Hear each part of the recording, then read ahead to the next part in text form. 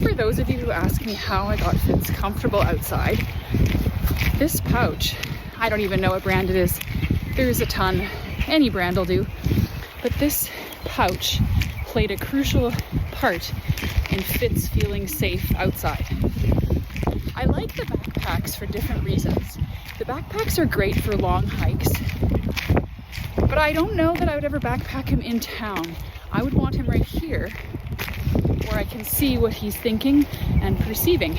Right now I can see that he's looking at that robin on the ground right now. You want down? Nope. See, that's a no. You want down? Nope. Still no. But you want downs? You want downs? You do? Here. Like a kangaroo, out comes Fitz. There's the end of the leash. Tied up. And away. Away he goes.